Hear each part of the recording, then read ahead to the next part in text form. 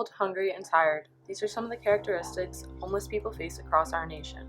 In 2018, the U.S. Department of Housing and Urban Development's annual homeless assessment report claimed that on any given night, around 553,000 people are homeless. That's approximately 11 times more than the population of Harrisonburg.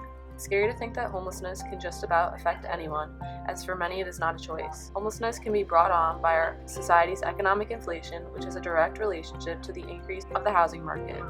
Many times, people who are affected by natural disasters or traumatic events are left without places to stay and without money to buy necessities.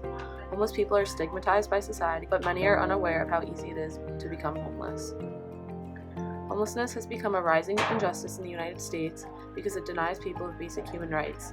As citizens of the United States, we have the right to an adequate standard of living, the right to liberty and security, and the right to privacy. But how can these be achieved if one is living on the streets under the harsh elements of nature or in overcrowded homeless shelters where the beds are too close to each other? The injustice of homelessness is reinforced by Maslow's hierarchy of needs. Maslow believed that one cannot reach their next tier of the pyramid without accomplishing the tier below it. Many people who are homeless struggle with accomplishing physiological needs and are therefore unable to fulfill their needs of safety, love, belonging, esteem, and self-actualization. For example, how can a homeless person be focused on job hunting when they are deprived of food? Homelessness is a vicious cycle because one needs a residence to find a job, but needs a job to find a place to live. Homelessness will continue to increase if the price of rent continues to increase. If the price of rent was reduced, the rate of homelessness would be reduced as well. The U.S. as a whole population is 79% white and 13% African American. However, when we look at the homelessness percentages, these numbers drastically change.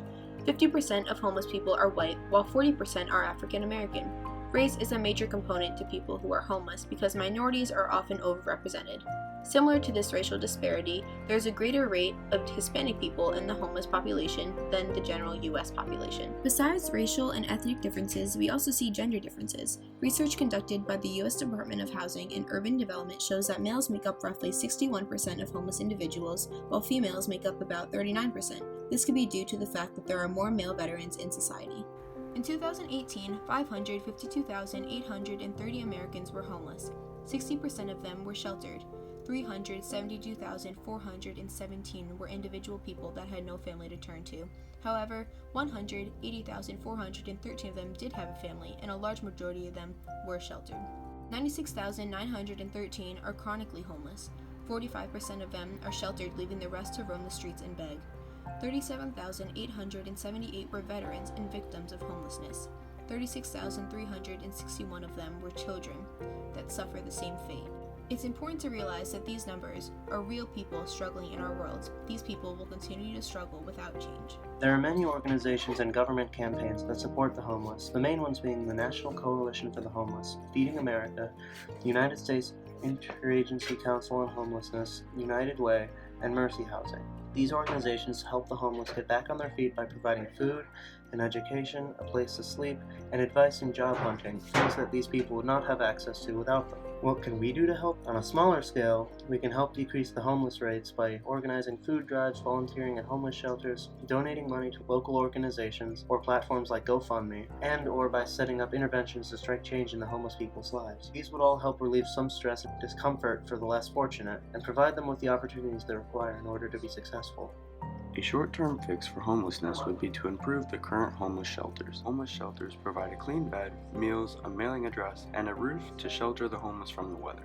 One way that homeless shelters can improve is space. Most of the shelters in major cities aren't big enough to support all the homeless. This leads to people getting turned away for the night. It also affects how easily disease can spread. Homeless shelters lack the funds to support all the homeless, so they rely on volunteers, money donations, food donations, and donations of clothes and other necessities. All the things that people who are not homeless would take for granted in their everyday life. Local businesses or companies with jobs open can hire homeless people by putting up flyers in homeless shelters or educating staff at homeless shelters. The benefit for employers hiring homeless people would be that they are getting qualified workers, and the benefit of the homeless individuals is that they would be able to receive an income pay for housing and food.